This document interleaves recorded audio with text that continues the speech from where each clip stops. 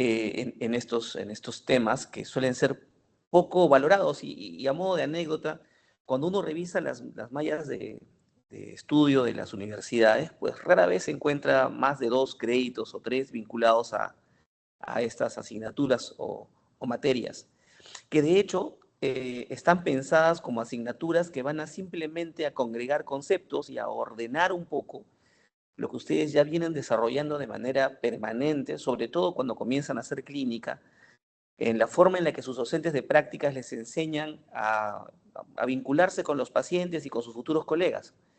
De hecho, es lo que se conoce como currículo oculto o competencias blandas, donde cosas tan simples como abordar una conversación, respeto, puntualidad, higiene, etcétera, forman parte importante de lo que nos va a tocar a nosotros como profesionales de la salud, lo que nos toca como profesionales de la salud.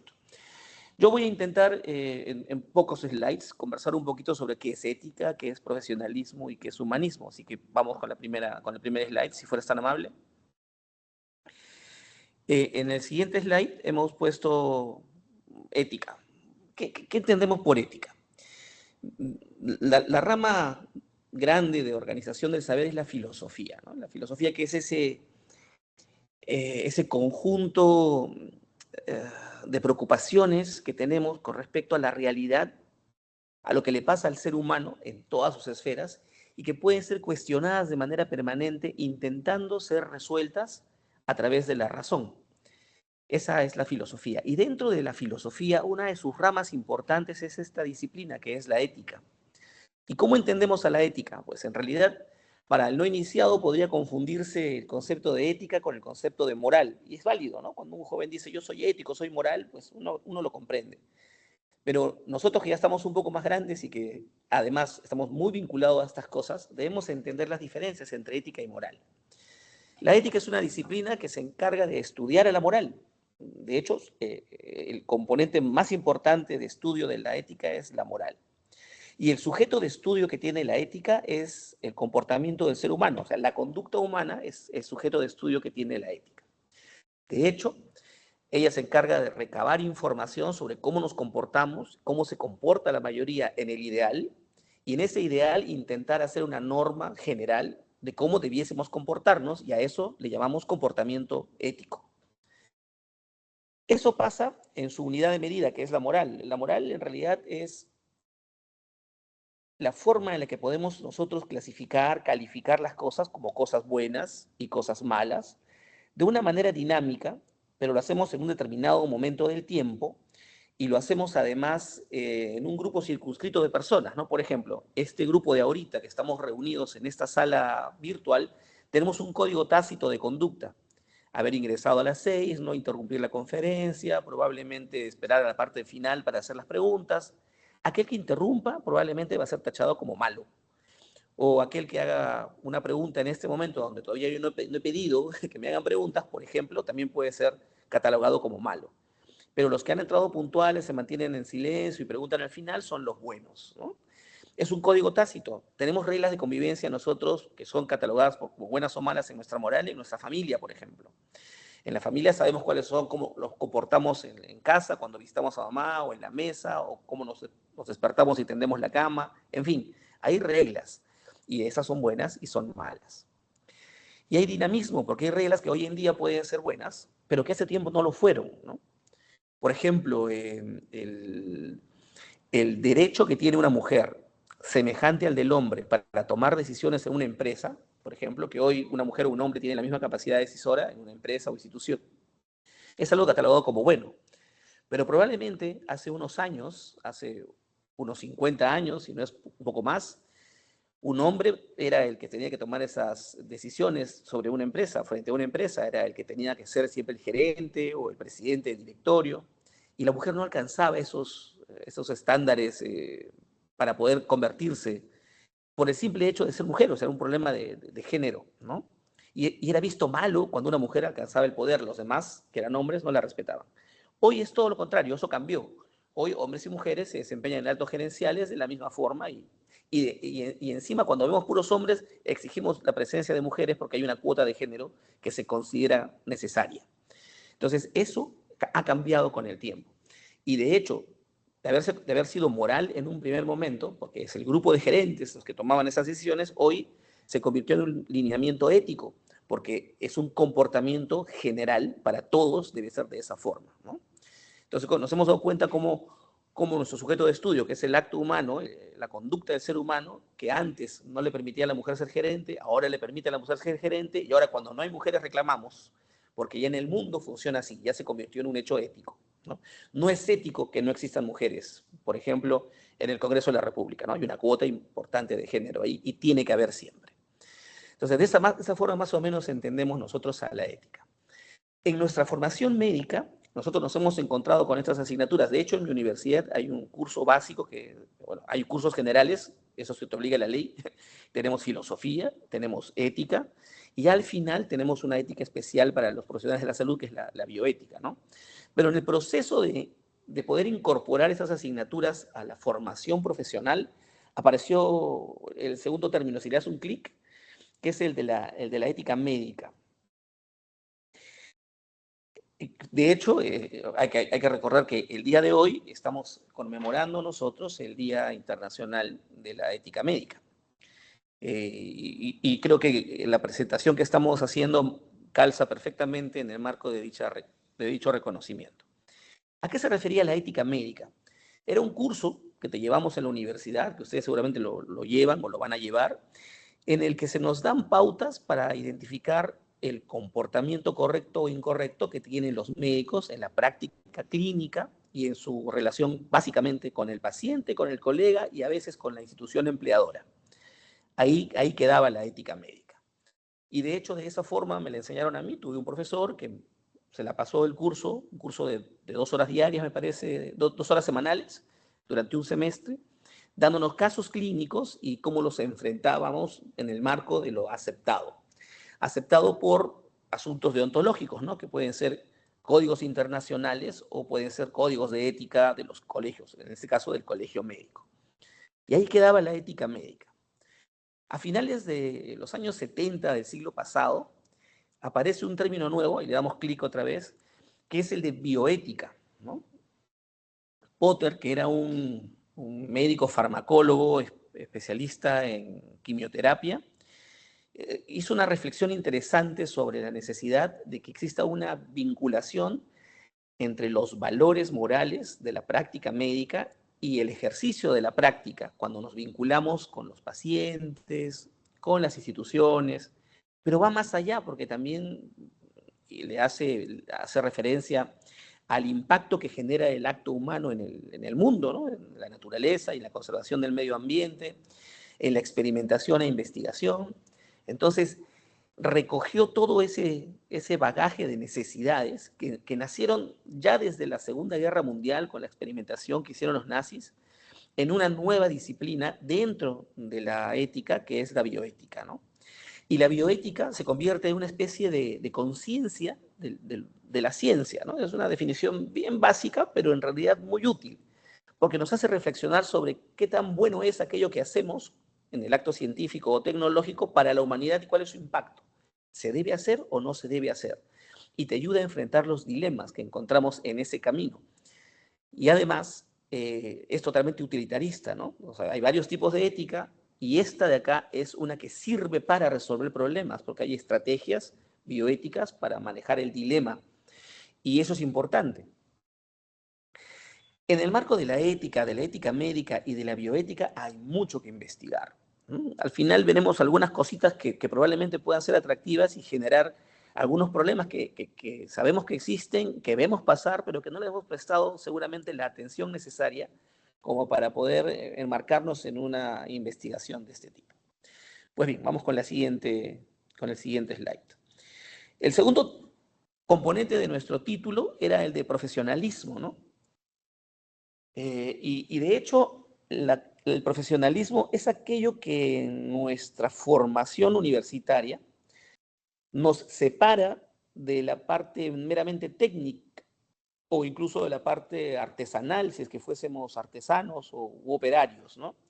Porque el comportamiento profesional tiene algunas aristas importantes. Una de ellas, por ejemplo, es que los profesionales estamos inmersos en una comunidad profesional y respetamos, estamos adheridos, formamos parte activa de un comportamiento que está escrito en códigos, ¿no? En el caso de los médicos, por ejemplo, no podemos salirnos del marco de la normativa del Código de Ética y Deontología del Colegio Médico, por ejemplo, y lo cumplimos estrictamente, y eso nos hace profesionales. Además, estamos enmarcados en una ley, que es la ley del trabajo médico, y tenemos que conocerla.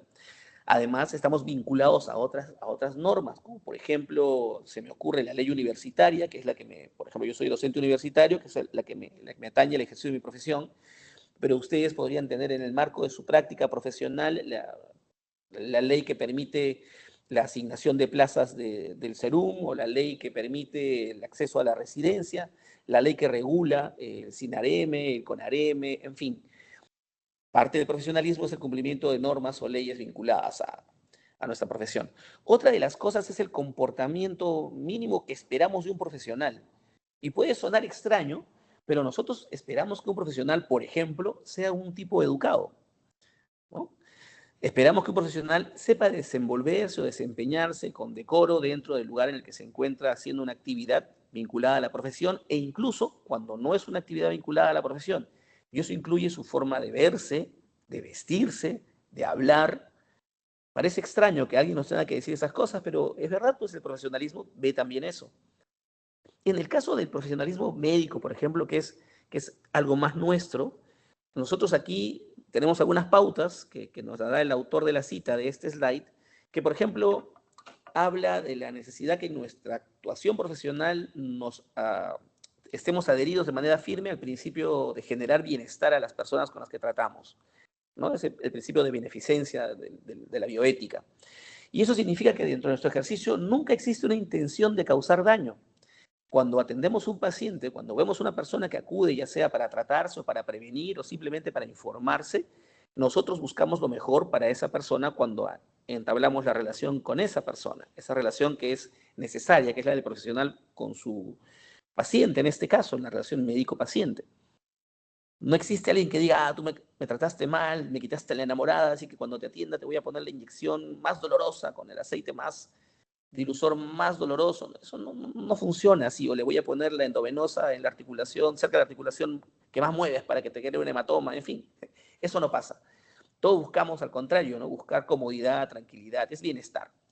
Otra de las cosas vinculadas al profesionalismo es cuando nosotros defendemos y procuramos en nuestro ejercicio que exista justicia social. Eso quiere decir que todas las personas reciban lo que necesitan cuando lo necesitan y puedan de esa manera resolver sus problemas, ¿no? En el caso nuestro, exactamente, el profesionalismo nos hace buscar salud para los pueblos y bienestar para los pueblos, pero también se vinculan a otras profesiones, por ejemplo, en la educación, el saneamiento básico, en fin, el bienestar social. Eso también nos hace profesionales. No solamente hacemos un acto que genera, sino promovemos que la población, que el resto, tenga mejorías en su existir. Eso es importante que lo tengamos en cuenta.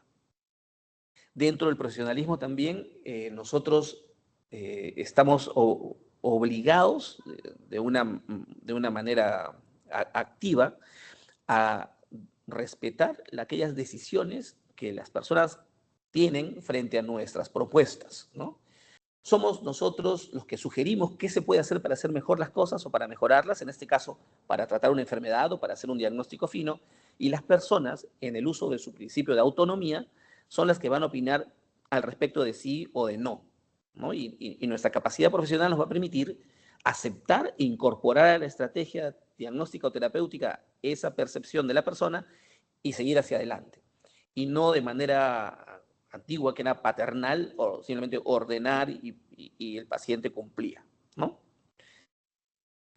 Otra de las cosas que nos hace profesionales es renovar nuestro conocimiento de manera permanente, mejorar nuestros procesos para atender con calidez y con calidad, y eso es un compromiso que nos hace distintos, pues, no sé si han visto ustedes un taller mecánico nunca está bonito, una carpintería tampoco está bonita, por poner un ejemplo, ¿no? Hay una acumulación de madera, de herramientas, un poco de desorden, y por más que se limpio mantenga, nunca llega a estar en un estado que podría considerarse bonita, ¿no? Es un trabajo, de hecho, artesanal, válido, necesario. Pero un consultorio médico, una clínica, una sala de operaciones, el estudio de un arquitecto, la oficina de un abogado, eh, no sé, el estudio de un ingeniero, siempre va a mantener un orden, una pulcritud, porque es parte de nuestro servicio profesional de calidad. Entonces, todas esas cosas que nos dan en la universidad y que son una parte paralela a nuestra adquisición de competencias técnicas profesionales, nos hacen profesionales y nos hacen parte de un grupo distinto de trabajadores que además dentro de sus gremios mantiene una mística, como pasa en el caso de la medicina y de eso seguramente ustedes conocen más que yo. Entonces hemos hablado un poquito de lo que era ética, hemos hablado un poquito de lo que era profesionalismo y ahora vamos con lo tercero, el tercer punto del título de esta conversación. Dale el siguiente slide, por favor, que es el referido al humanismo, ¿no? Y es un poco importante, diría yo, que nosotros recordemos, como médicos o como futuros médicos, que existe o existió una corriente tan importante, una ruta filosófica tan importante como el humanismo, ¿no?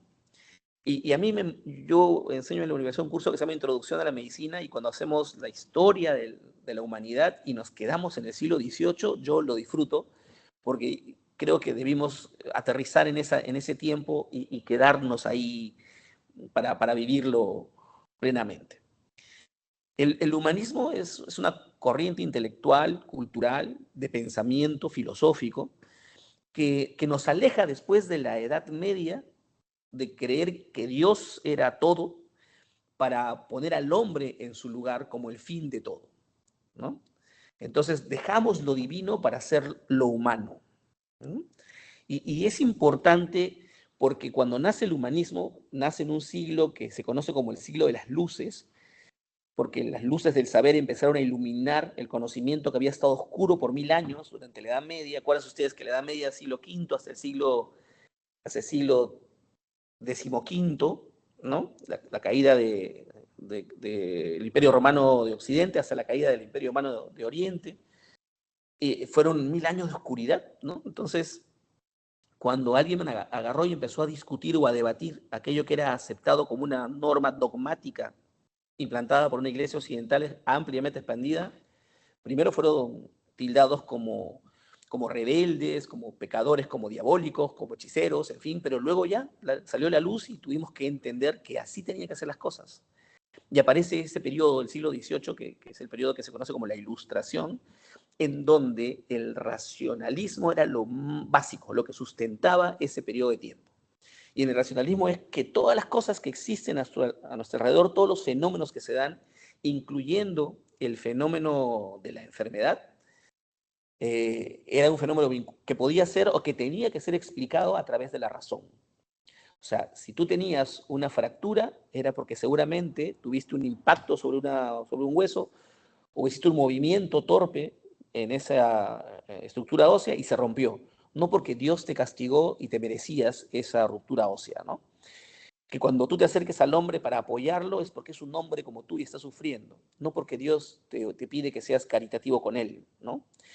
Se marca una distancia entre lo que la iglesia promovía para que sea el hombre el que decida por las cosas que tenía que enfrentar y hacer. A ver, démosle clic al siguiente slide, que es un slide que me he pirateado de por ahí, pero que da más o menos algunas pautas de lo bonito que fue esta época del humanismo, ¿no? Por ejemplo, el primero es la confianza en el poder de la razón, lo que les hablaba hace un instante, que todo tenía que ser explicado a través de la razón. Y de hecho, en esta época se empezaron a entender algunos fenómenos de la fisiología, ¿no? Harvey y la circulación sanguínea, por ejemplo. Se pudo hacer disecciones para ver cómo es que estaban formadas las estructuras del cuerpo. Habíamos tenido mucha oscuridad y se hizo necesario este periodo de tiempo de la ilustración. Lo segundo que aparece aquí descrito está vinculado por ejemplo, el ser humano nace bueno, ¿no? Por lo tanto, todas las cosas que él tiene programadas hacer el ser humano deben ser cosas buenas, ¿no? Ese detalle es Es importante, ¿no? Porque en qué momento aparece la maldad en el quehacer humano es algo que la razón debería explicarnos, ¿no? O como consecuencia de, ¿no? Ese es un aspecto importante de esta época donde la gente en realidad actuaba con bien porque pensaba en la naturaleza del bien de las personas. Todo aquello que se descubría, que se podía explicar a través de la razón, todos los fenómenos que estuvieron ocultos por la ignorancia que nos dejó ese periodo medieval, tenían que ser conocidos por todos. Y aparecieron medios de divulgación que promovían las verdades, el conocimiento, ¿no? Y la enciclopedia, que es, no sé si ustedes, pero yo en mi época de infancia, en mi casa habían 12 tomos de una enciclopedia que cuando tenías una duda de por qué el solsticio de invierno es tan frío y cuánto dura la noche, ibas y buscabas en la enciclopedia. Ahora lo hace Wikipedia, por ejemplo, que es una enciclopedia en línea que es alimentada por varias bases decentes, ¿no? De hecho, habían personas dedicadas, los enciclopedistas, a promover la difusión del conocimiento a través de estos libros tan completos. De hecho, yo diría que en esta época se perdió un poco el concepto del sabio, ¿no? Porque hasta antes se podía hablar de sabio porque la persona era capaz de dominar todos los campos de la ciencia de una manera evidente, ¿no? Y hay varios sabios que se me vienen a la mente. Leonardo da Vinci, por ejemplo, ¿no? Que era un sabio artista, pero manejaba física, manejaba astronomía, manejaba geografía, manejaba arte, porque en realidad hasta ese momento era tan poco lo que se sabía que era fácil poder tenerlo en la cabeza de una sola persona, ¿no? Sobre todo cuando una persona tan inteligente como Leonardo. Pero hoy en día hablar de sabiduría es utópico, ¿no? Es sabio aquel que tiene la información cuando la necesita, o sea, de manera oportuna. Y si usas un celular para poder responder una pregunta, la dosis de un medicamento o los signos de una determinada patología, está bien, eres sabio. El que no sería sabio sería el incapaz de poder utilizar adecuadamente lo que tiene a la mano para resolver un problema cuando es incapaz de hacerlo por sí mismo, ¿no? Por eso es que la divulgación del conocimiento en ese momento fue tan importante y con ese impacto que las enciclopedias le dieron a esos momentos. Otra de las cosas era de que se empezaron a rechazar o cuestionar aquellos dogmas que la iglesia promovía, algunas veces incluso con sarcasmo, ¿no? La situación virginal de María fue cuestionada, la ascensión de Cristo a los cielos, en fin, porque no eran capaces de ser explicados por la razón. De hecho, aparece una religión, la religión de los científicos de la época, de los eh, ilustrados, es el deísmo, ¿no? El deísmo es una religión que cree en la existencia de Dios, de hecho, del Dios que tú quieras, ¿no? Puede ser el Dios de los católicos, el Dios de los judíos, el Dios de los musulmanes, cualquier Dios. Y que este Dios en su grandeza probablemente sí, pues haya creado el universo y haya creado al hombre. Pero los deístas decían que Dios era un ser supremo tan complejo y tan ocupado que era incapaz de atender aquellas cosas que el hombre le pedía. Ayúdame a sacarme 20 en el examen, que me pase el dolor de estómago, que mi mamá no se entere que llegué tarde anoche.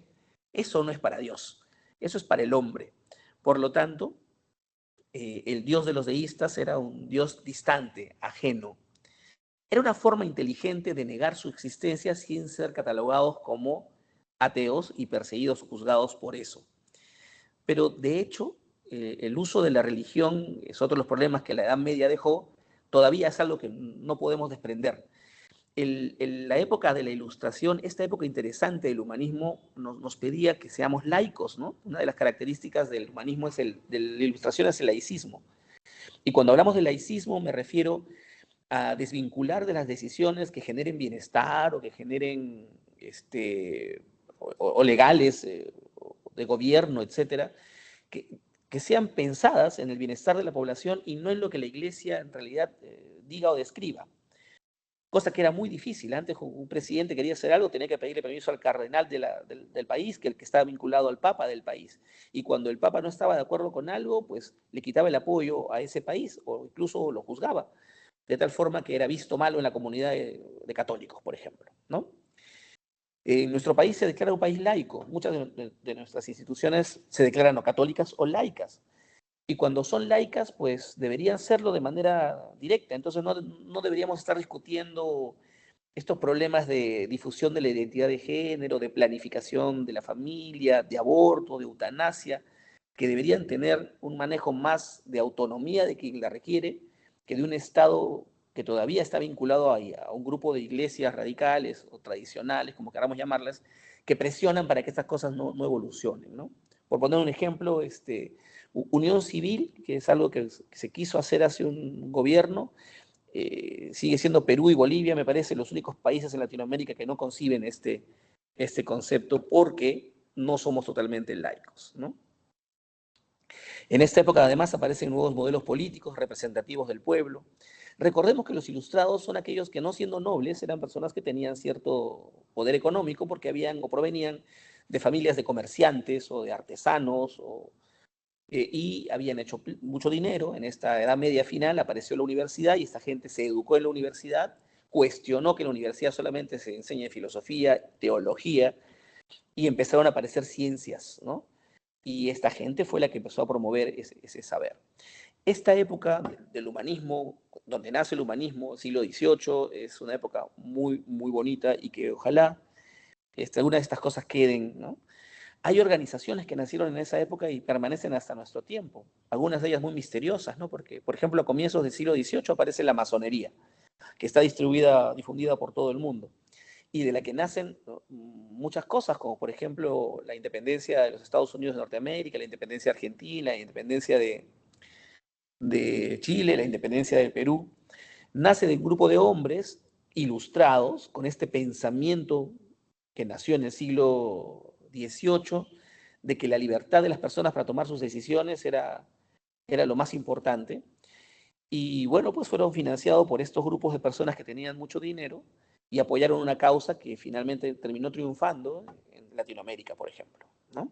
Hasta hoy persisten esos grupos que no son secretos, pero que guardan muchos secretos en sus filas. Entonces, hemos visto así un panorama de lo que pasa de lo que es la ética, hemos revisado un poquito de lo que es el profesionalismo y hemos terminado hablando un poquito del humanismo.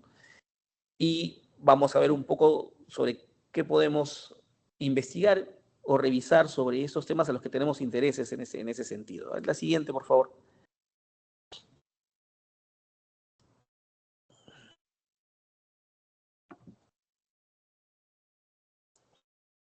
En mi universidad, hace 4 años, se creó EduCap, ¿no? EduCap UPT. EduCap UPT es un centro de investigación en educación médica y bioética. O sea, intentamos abarcar lo que hemos visto hoy día, que sería bioética y humanidades médicas, ¿no? Y la verdad que tenemos un grupo que estuvo conformado inicialmente por docentes, perdón, graduados y alumnos, y uno que otro docente. Hoy se ha abierto un poco más y tenemos más egresados y tenemos además invitados de otras universidades que se nos ocurre en alguna ocasión ver un problema y hacer una investigación al respecto. En educación médica hemos hecho varias cosas, pero donde más hemos investigado es en bioética, ¿no? La siguiente, por favor. ¿Qué cosas se puede investigar en bioética? ¿Dónde están las cosas que se pueden investigar en bioética? De hecho, se puede investigar en bioética todo aquello que la bioética promueve, ¿no? Los temas de investigación en bioética son muy diversos, ¿no? Por ejemplo, podemos hacer temas directamente vinculados a la ética médica, ¿no? A lo que estamos celebrando el día de hoy, el Día de la Ética Médica. Como por ejemplo hablar sobre el consentimiento informado. Eso es plenamente ética médica, cuando uno le pide permiso al paciente por sobre, o no le pide permiso, pero sí en una relación de interacción con el paciente a través de un proceso informativo, involucra al paciente en la toma de la decisión que se requiere para que el paciente pueda realizar un diagnóstico o pueda tener un tratamiento. Ahora, el consentimiento informado pues tiene muchas aristas de investigación, ¿no? Desde la parte más simple, como ver cómo son los formatos que utilizamos, si son adecuados o no, hasta temas de fondo, ¿no? Como por ejemplo si se realizan de la manera correcta, quién es el que realiza el consentimiento, si realmente se le plantea al paciente posibilidades o simplemente se le induce una ruta diagnóstico-terapéutica, si la custodia del documento es adecuada, si está integrado de manera que corresponda a la historia clínica, si además ha considerado temas tan importantes como la docencia, la publicación de fotografías, el uso de esa misma historia para una investigación que recopile datos. O sea, sobre consentimiento hay cosas que todavía nos quedan por conocer. De hecho, cuando nos capacitamos en estos aspectos en el ámbito hospitalario, encontramos muchas dudas entre diversos profesionales de la salud y todos utilizamos consentimiento informado de una u otra forma. Cuando le preguntas a un paciente, le voy a poner una intramuscular para calmar el dolor, se le ha indicado el médico, deberíamos preguntarle en qué nalga quiere que se la ponga, en la derecha o en la izquierda, para que el paciente se involucre y diga, yo póngame en la izquierda porque con la derecha me movilizo un poco más, por ejemplo, ¿no? Estamos haciendo ahí un proceso de consentimiento informado. Deberíamos decirle, le va a producir un poco de dolor, podría inflamarse, podría infectar, o sea, darle además los riesgos a los que se pone. En fin, ¿lo estamos haciendo bien? Otra de las cosas vinculadas al consentimiento, perdón, a la ética médica es todo aquello vinculado a la publicación, ¿no? Cuando publicamos un caso clínico, cuando publicamos un trabajo de investigación original y utilizamos la información que proviene de pacientes, ¿no? Ahí hay un enlace muy seguido, muy cercano con el consentimiento informado. Dentro de la bioética clínica, que está muy vinculada a la anterior, también tenemos algunos dilemas que son base de investigación, ¿no? Por ejemplo, aquellos que tienen que ver con el inicio de la vida.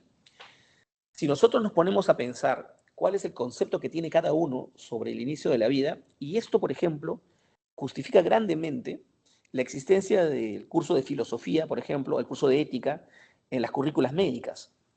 Mis alumnos discuten y dicen, pero nos hace perder tiempo. Sí, claro, le digo, pero cuando tengas que enfrentar la muerte o la vida, tienes que saber qué es para ti la vida. ¿Qué valor le das tú a la vida humana? ¿Cuándo la vida deja de ser una vida digna? ¿O cuáles son las características que tiene una vida para llamarla digna? ¿No? En el marco de la dignidad, por ejemplo. ¿Cuándo pierdes la vida sin estar muerto, sin funciones mentales superiores? Cuando pierdes tu historia, tu memoria, ¿qué pasa con tu vida? Ya, esas preguntas reflexivas que se las suelto son necesario escucharlas y es necesario que cada uno de nosotros tenga un concepto personal. Porque cuando hablamos, por ejemplo, de dilemas al inicio de la vida, uno va a entender si la vida para mí comienza con la fecundación, y ya para mí ese es un ser nuevo, vivo, por lo tanto le voy a dar características de persona humana. Si para mí la vida comienza con la viabilidad de ese feto, quiere decir que después de la semana 24 o 25, que podría vivir sin la madre, recién para mí le voy a dar la condición de persona humana. O si para mí la vida comienza como persona humana en el momento del parto, con vitalidad y viabilidad, quiere decir que ese niño tiene posibilidad de seguir creciendo. El yo tener una definición propia de lo que es la vida me va a permitir entender las decisiones o participar de las decisiones del término de la vida en los periodos fetales, embrionarios, aborto, por ejemplo, ¿no? Y poder ser, si soy ginecólogo, no tener objeción de conciencia si me corresponde hacer un aborto terapéutico, por ejemplo, ¿no? Investigar sobre eso, preguntemos al grupo de estudiantes del salón cuál es el concepto que tienen del inicio de la vida del ser humano, de la persona humana, y cuáles son las variantes que vamos a encontrar, ¿no? Y también sobre eso puede haber cambios, ¿no?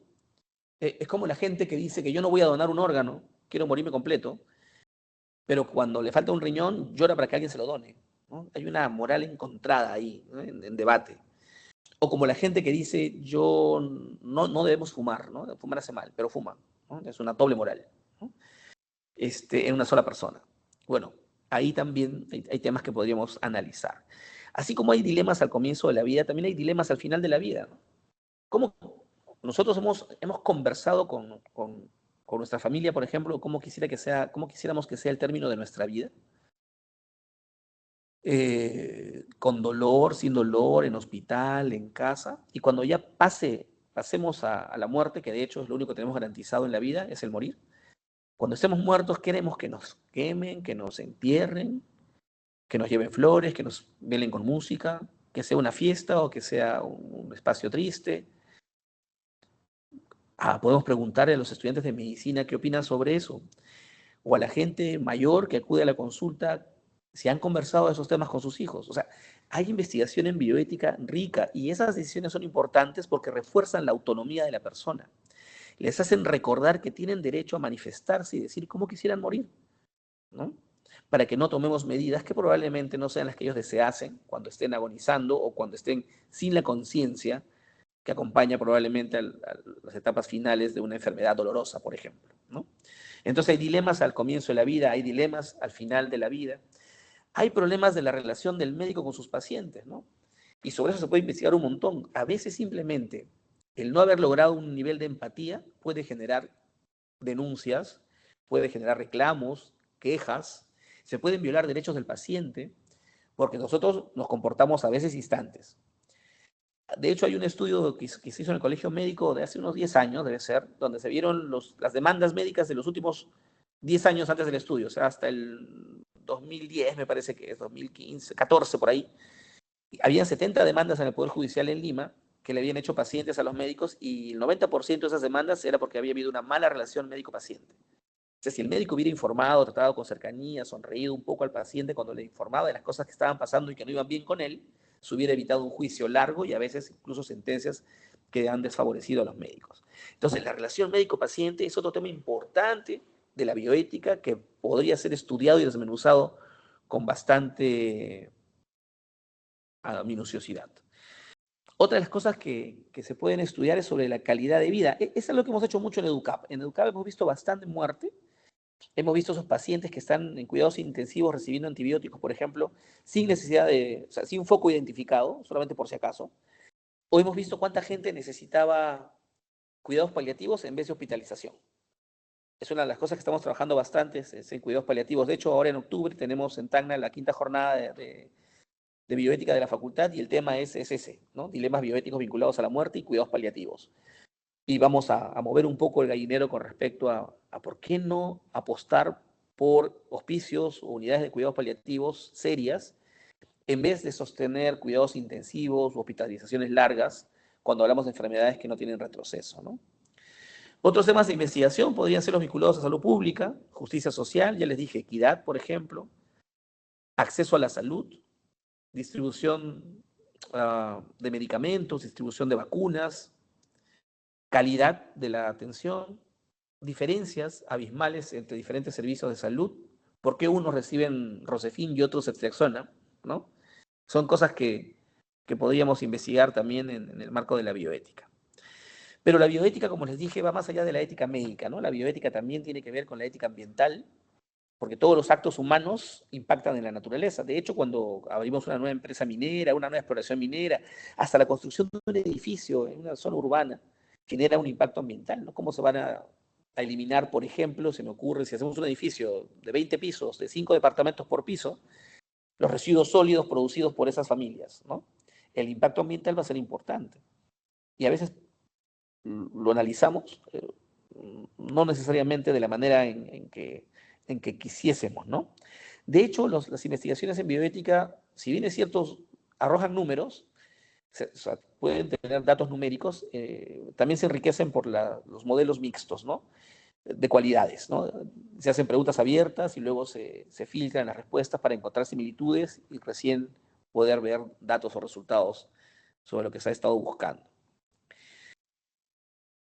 Los dilemas éticos que están vinculados a la tecnología, a la ingeniería genética, a la inteligencia artificial hoy en día. Hacemos reflexión sobre la justicia y la equidad en el ámbito de salud, que es lo que más cercano tenemos. Pues bien, eso es lo que se hace en bioética y por ahí hay muchas rutas que se pueden explorar de manera interesante. Finalmente tenía un slide ahí donde les presentaba las publicaciones que hemos tenido en estos 3 años de trabajo con EDUCAP.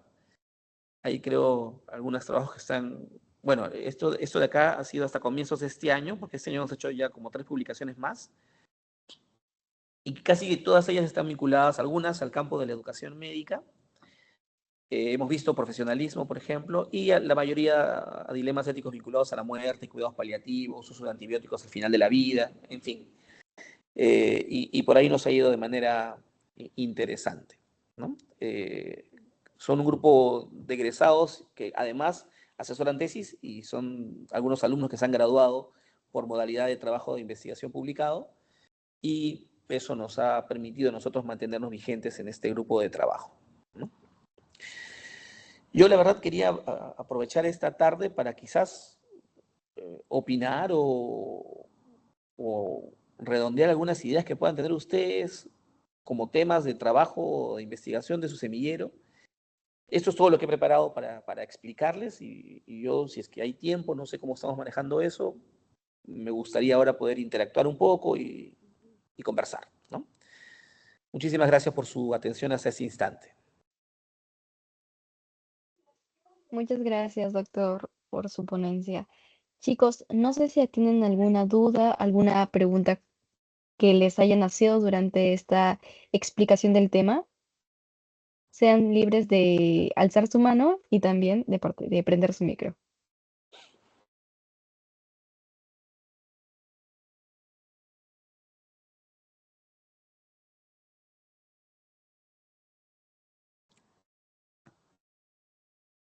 Yo, doctor, no sé si me escucha, pero Lo escucho claro. tengo... muchas gracias. Yo sí tengo una pregunta, porque ustedes hablan justamente de todos estos puntos. Ahora, desde su experiencia, ¿cómo, digamos, cómo se pone en práctica todo este tema de la ética, del profesionalismo, del humanismo, cuando lo asociamos con la relación médico-paciente en asociación con una enfermedad que puede comprometer su calidad de vida o que puede comprometer su dignidad? Ahí, la verdad, he sentido como 14 preguntas juntas, pero vamos por pasos. Cuando nosotros entramos a la universidad, tenemos un contrato con la universidad que nos cuenta, nos dice, tú vas a hacer al acabar el proceso formativo así, y eso se llama perfil de egreso. Ese perfil de egreso es grueso en los temas vinculados a que vamos a recuperar la enfermedad, promover la salud, prevenir la enfermedad, a que vamos a dar rehabilitación, a que vamos a referir pacientes. Y por ahí dicen investigar y con ética, ¿no? Dejan chiquito esa última parte. Pero no nos damos cuenta que en el proceso formativo lo que más hacemos es, si bien es cierto, adquirir competencias técnicas de la medicina, es observar a nuestro maestro, porque los últimos 4 años de carrera son grupos pequeños, 4 o 5 alumnos alrededor de un docente, que hace, y nosotros lo seguimos, que hace consulta externa y vemos cómo atiende y nos pide apoyo para que nosotros interactuemos con los pacientes también, que hace hospitalización o que hace cirugía o que hace emergencia. Y una de las cosas que hacemos nosotros ahí es juzgar la moral de esa interacción y decimos, eso no debió hacer el doctor, o eso sí debió hacer el actor, o vemos con ojos distintos la respuesta del paciente. ¿Eso qué hace? Que nosotros nos formemos en nuestra propia forma de conducirnos para cuando seamos médicos y tengamos en claro de qué forma queremos ser y de qué forma no queremos ser. Y eso son las habilidades blandas, en este caso bioéticas, que nos da la universidad. O sea, nadie puede decir, a mí no me enseñaron esto, yo no sabía cómo hacer esto. Al contrario, te lo enseñaron con ejemplo. O sea, cómo entablar una conversación con el paciente te lo enseñó todo tu profes de clínica. Señor, ¿cómo está? Tome asiento, buenas tardes, yo me llamo, soy el doctor Rivarola, me toca hoy día conversar con usted, cuénteme, ¿qué puedo ayudarlo? Ya, esa forma tú la has visto muchas veces. Dicen, no me enseñaron a cómo iniciar una conversación con el paciente, al contrario, te dieron el ejemplo muchas veces. Todo lo que en el proceso este, que es muy hipocrático, la forma de formar a los médicos en el occidente, es importante. Y como les decía, es importante que ustedes juzguen y digan, yo nunca voy a ser así, y yo voy a ser así, y de lo bueno que han encontrado en sus maestros. De hecho, van a encontrar maestros, uno o dos en toda su carrera, que son aquellos que los van a hacer reflexionar de manera importante y van a hacer que ustedes tomen decisiones por esos dos maestros o un maestro. Aquel que te hizo virar la idea de especialidad o que te jaló un año porque él sabía que no era bueno que tú apruebes porque no habías conseguido la competencia y no lo odies, al contrario, por él reflexionas y dices, tenía razón, ¿no? Hay cosas que son importantes del proceso formativo que no están en la currícula explícitas, pero que son ricas y que son parte de la mayor cantidad de horas que hacemos cuando les enseñamos, sobre todo al lado de los pacientes. Entonces ahí como que intentamos difundir los valores, el ejemplo de las cosas correctas, las formas de interactuar. Y ahí es donde deberíamos darnos cuenta, por ejemplo, cuáles son las cercanías que debemos tener con el paciente y cuáles son aquellas cosas que no deberían, aquellas fronteras que se deberían plantear desde un inicio para mantener una adecuada relación del médico con el paciente. De hecho, esta dinámica de la relación médico-paciente necesita, bueno, tiene tres tiempos. Cuando uno se enfrenta a un paciente hay tres momentos. Hay un momento inicial, que es este en el que rompe el hielo, el momento de empatía. Es donde uno le pregunta, ahí, señor, cuénteme, ¿de dónde viene usted? Ah, tiene una chacra, y dígame, ¿qué quería en la chacra? ¿Qué cultiva? Y uno empieza a que el paciente pierde el miedo para lo que vino y empiece a sentirse cómodo hablando de aquellas cosas que él conoce y domina. Eso es lo que más debe demorar de una consulta y eso fortalece la relación con el paciente, la cercanía y hace que el paciente se sienta empático también con el médico. Luego viene un segundo momento que es el momento cognitivo, se llama, que es cuando uno le pregunta al paciente, y cuénteme para qué vino, desde cuándo le duele, cómo le duele, algo le aumenta el dolor, algo le calma el dolor. Eso suele ser breve, puntual, porque el paciente lo tiene claro.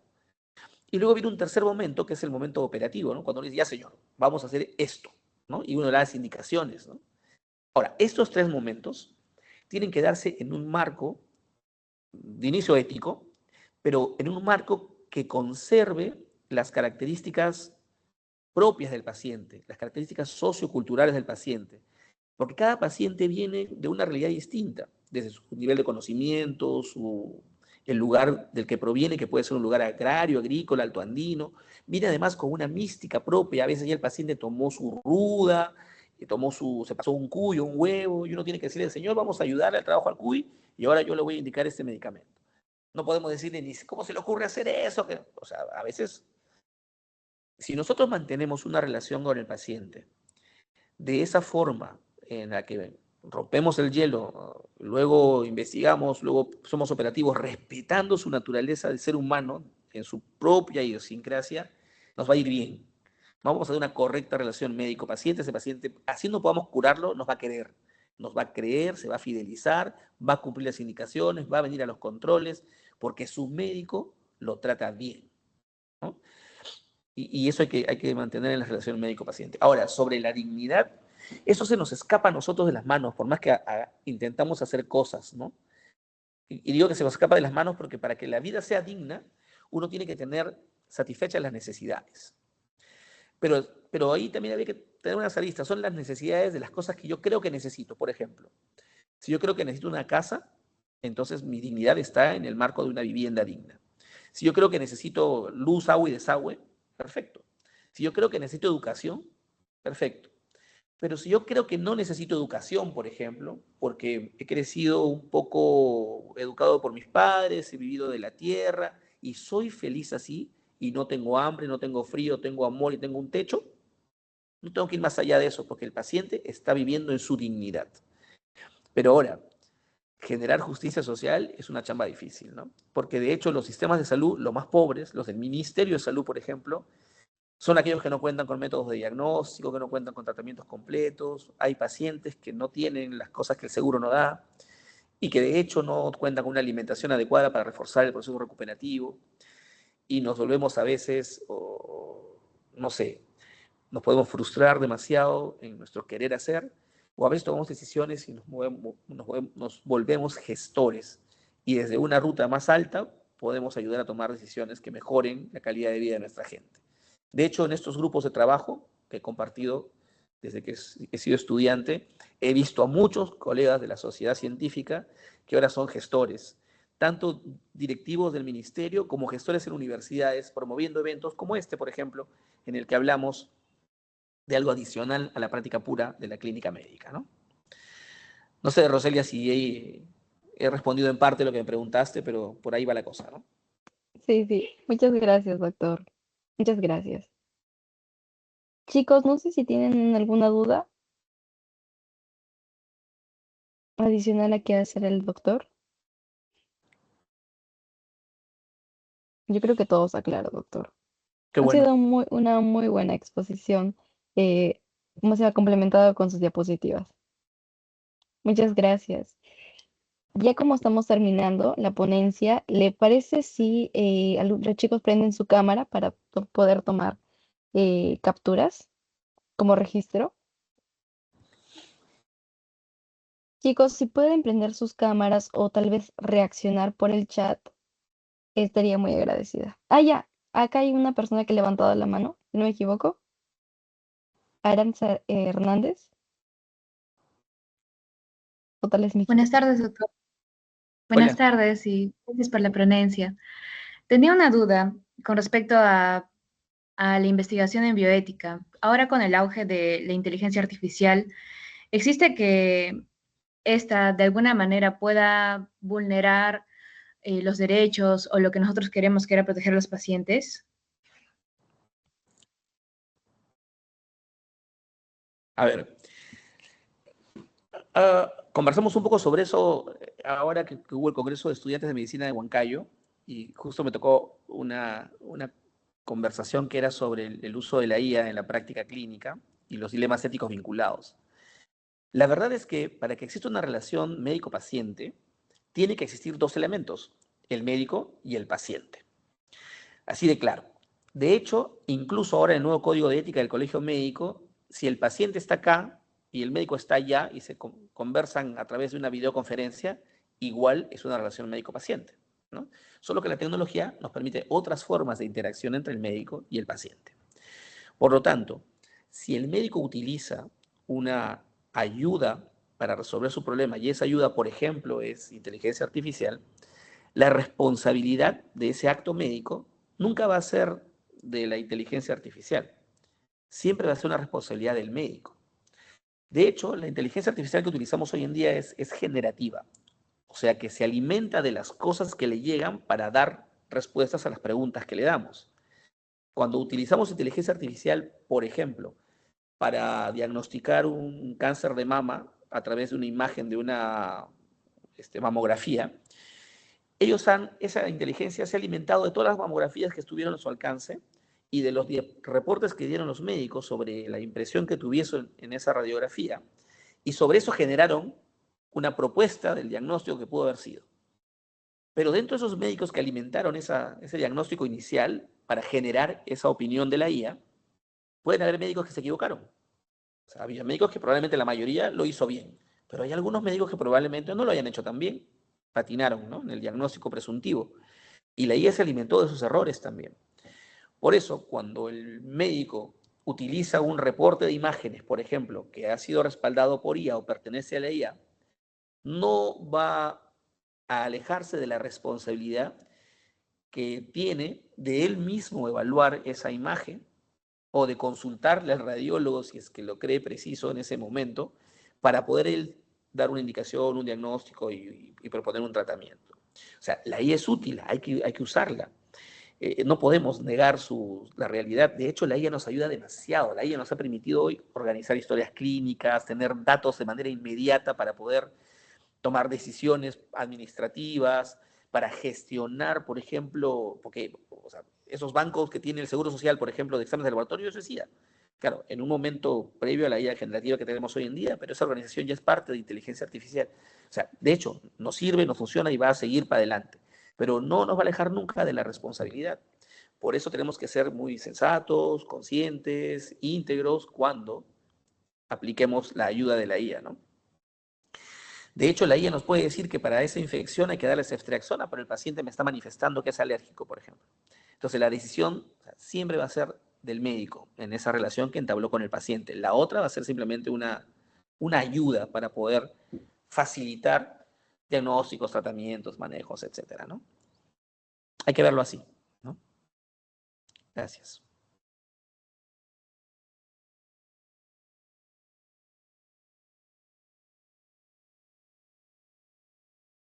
Muchas gracias, Aranza. Ah, ya, tenemos otra pregunta de Joe Quispe.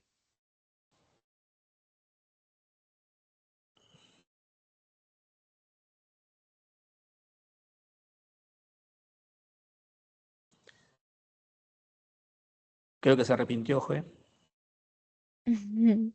Creo que, creo que lo está pensando. Ok, chicos. Si ya no tienen más dudas o preguntas que quieran hacer el doctor, vamos a dar por culminado esta ponencia, pero antes hacer una captura de pantallas. Así que les invito a que puedan prender sus cámaras y en todo caso, si no se puede, reaccionar. ¿Ok?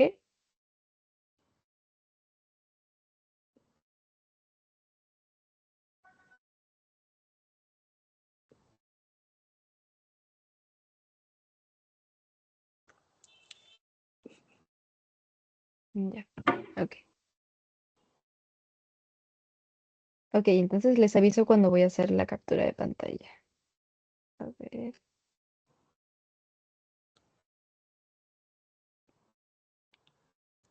chico.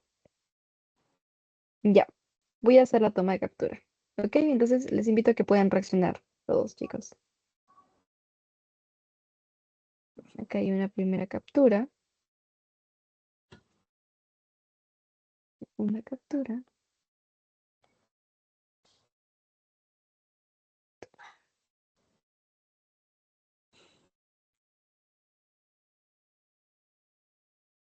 Cuarta captura.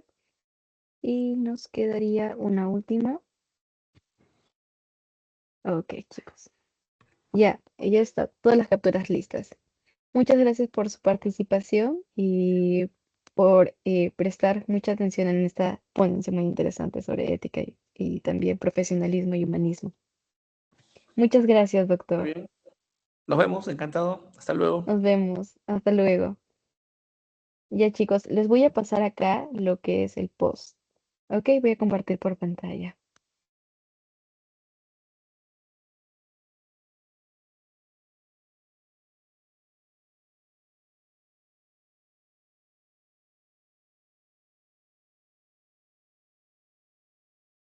Ya, chicos, un momento, por favor.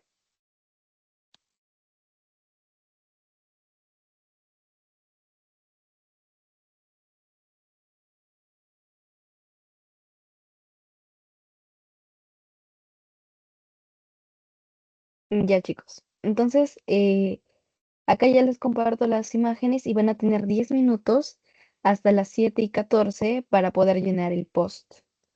Después de las 7:14, o una vez que ya culminen su post, ya pueden retirarse. Muchas gracias a todos por su participación.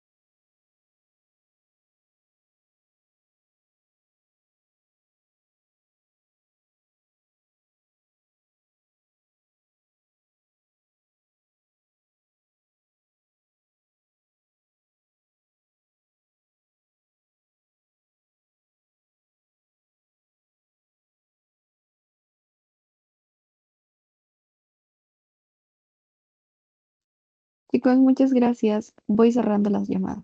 Gracias a todos.